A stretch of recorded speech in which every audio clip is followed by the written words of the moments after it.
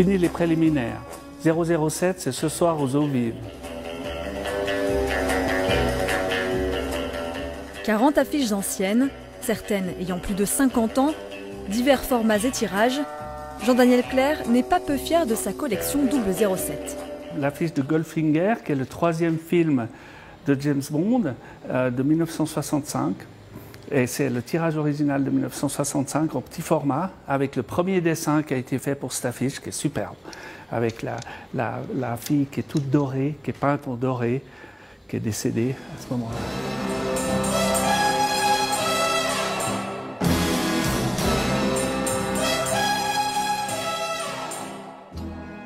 Que ce soit incarné par Sean Connery, Roger Moore ou encore Daniel Craig, le personnage créé par l'ancien espion britannique Ian Fleming fait toujours de l'effet.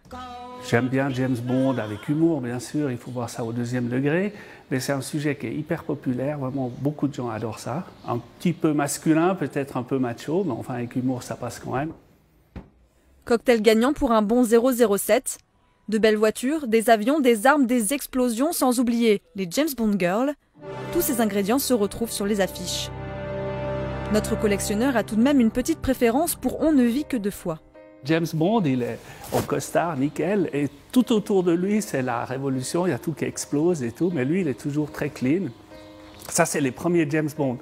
Dans les nouveaux, par exemple, Craig, des fois, il est un peu sale, il est un peu, en sortant d'une bagarre, il n'est plus très bien coiffé. Mais à l'époque, il était toujours nickel.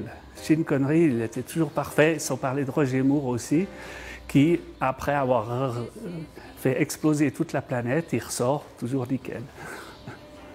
Ce soir aux Eaux Vives, des centaines de personnes sont attendues pour déambuler dans les galeries d'art du quartier.